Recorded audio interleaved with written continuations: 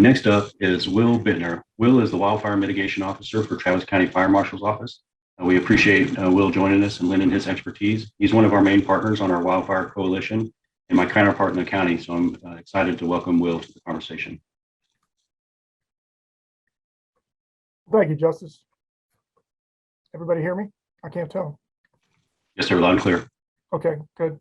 I am really happy to be here tonight. I had a good fortune several years ago to go to the National Fire Academy to take fire adapted communities training, and none other than Annie Schmidt was my instructor. It was like going right to the source of all wisdom, and she continues to amaze me. And I also wanted to mention the fact that we have very, very excellent leadership within Travis County with respect to wildfire and trying to protect against wildfire breaking out.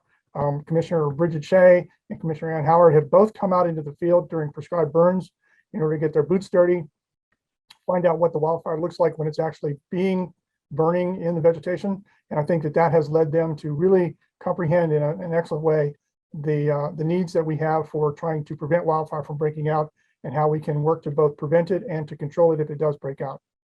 I look at Travis County, we're about 1.3 million people now. About 900,000 of that is the city of Austin, and the rest of it is Travis County itself.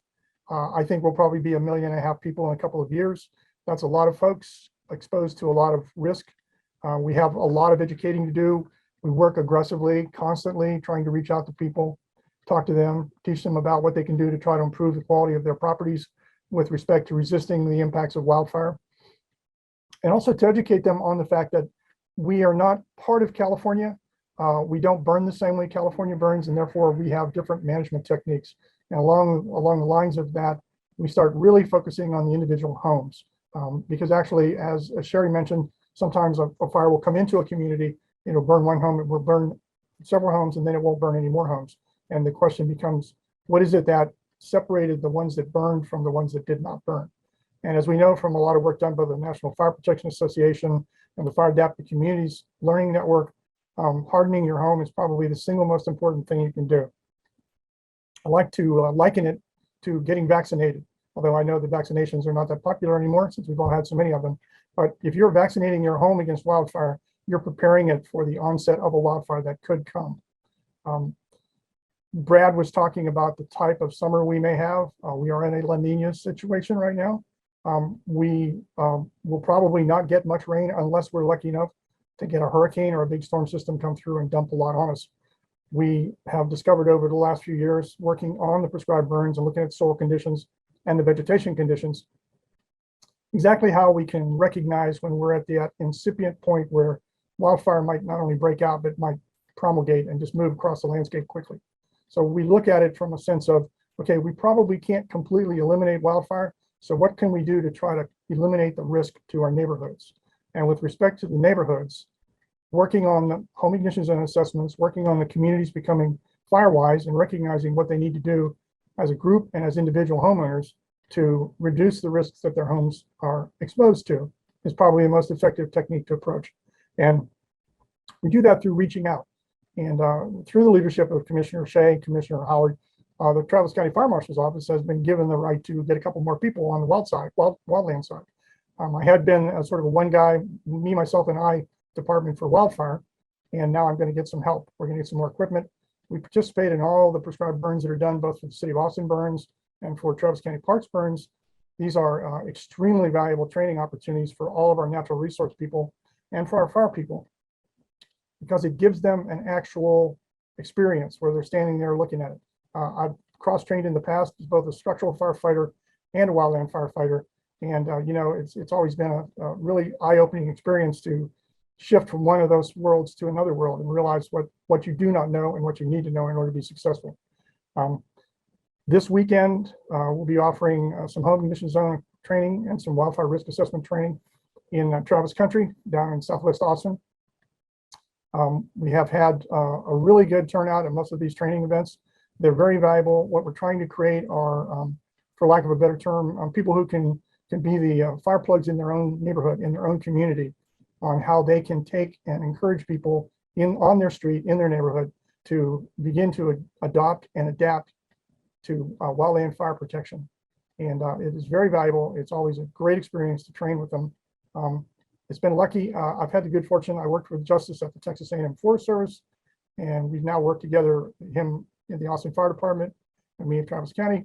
And the people at the Austin Fire Department are an amazing crew. Done a lot of prescribed burns with them. So the key, I think, to successfully creating a wildfire resilient community is for us to continue to reach out.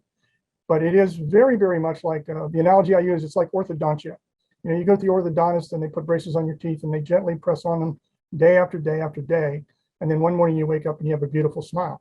And in many respects, trying to harden everybody's homes, get everybody's neighborhood wildfire protected is very similar to that.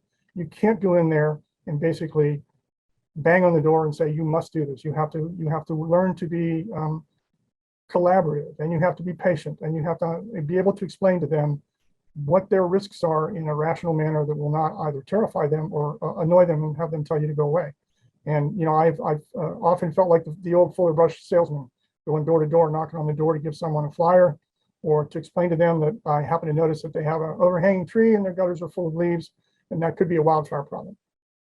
So, I mean, it's one of those things where this kind of a meeting, this kind of a collaborative effort, this kind of a consistent effort, you know, a lot of places, they don't have wildfire seasons, so they don't do it. They don't worry about it. We don't have a wildfire season all the time, but sometimes we have a lot of wildfire season when it does come. And one of the big issues that we work with and we try for, and using excellent people like James Duff from the Austin Fire Department, who is a magnificent communicator and an outstanding writer. He writes a newsletter every week or two or three from the fire department, helping encourage people to understand what the risk is without alarming them excessively. And that's exactly what we're trying to do. We're trying to gently guide them into taking care of their property, helping their neighbors, helping us help them. And if we can find a way to do that on a consistent basis, we're really going to be in great shape. I'm very confident that Austin Travis County, as it grows, will continue to be a leader throughout the country in being fire wise, fire smart. I've always liked the California term fire safe. And one of the things that we can do it through is with the teamwork between the fire departments, both the county fire departments and the Austin Fire Department. I mean, it's hard to even go, you know, when you look out in our woods, after we had the big freeze, we ended up with an increased fuel loading, a lot of dead and down materials on the ground. One of the things that we've learned from doing the prescribed burns is how the fire will move across the ground in our county, not in Nevada, not in Arizona, not in California. And it's different. We don't have quite the same type of vegetation. We don't have the same kind of fire exposure, and we don't have the same kind of fire issues as far as preventing and suppressing fire. But we certainly do have significant issues when it gets going. And if you remember looking at Brad's map where it showed the bands of drought moving across Travis County from southeast to northwest, that is tied also to the vegetation we have. So we end up with a county where on one side of the county, we have a lot of grass. On the southeast side of the county, there's a lot of grass. Grass burns very quickly. Recently, someone asked me, how fast does grass burn? Can you outrun it? And so I sat down, I was trying to figure something out, and I figured out that Justine Bolt can run 27.4 miles an hour for 4 seconds. The average male can run 6 to 8 miles an hour. The average female, 5 to 7 miles an hour. The average grass fire travels at 12 miles an hour. So when you look out at our grasslands, which we don't typically think of as a big fire area, then you realize that we perhaps need to be focusing on that side of the county as much as we're focusing on the tree side of the county. And, you know, one of the things that we need, and one of the things that we've now gotten from our leadership in the county, is the ability to have more people that can go throughout the county more effectively. I don't know, you know, I could talk for days. Justice told me I couldn't talk for days. So I will wrap it up here and let someone else take over. Thank you. Thank you, Will. And like Commissioner Howard said, wildfire recognizes no boundary, and Travis County and the city of Austin share a wildland urban interface risk. So appreciate the work you're doing that protects Travis County and the city of Austin, and vice versa. So I wanted to just start by thanking all of the speakers we had tonight, those who took their time to join us and share their insights and expertise. We will take that information to heart along with our leadership intent. And I want to make it clear that this is a significant life safety issue. This isn't just an issue that can affect natural resources and homes. We're increasingly losing lives during wildfire. So it's really important that you take action now that you have a plan for you and your loved ones in the event of an evacuation, and you heed those evacuation orders immediately. Don't hesitate, seconds count during a wildfire.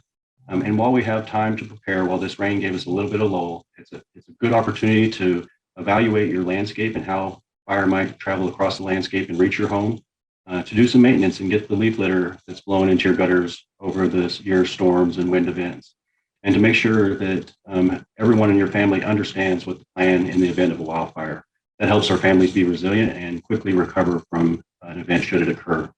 We have some great questions posed by the audience, and I want to take a few minutes while we have about 3 minutes left on our call to answer some of those. But I assure you, if we don't get to those questions, we'll follow up directly. So don't worry, your questions will get answered. I also wanted to encourage folks to get to the right subject matter expert if you need help. If you're in Austin, you can just email wildfire@austintexas.gov, and we'll follow up with you.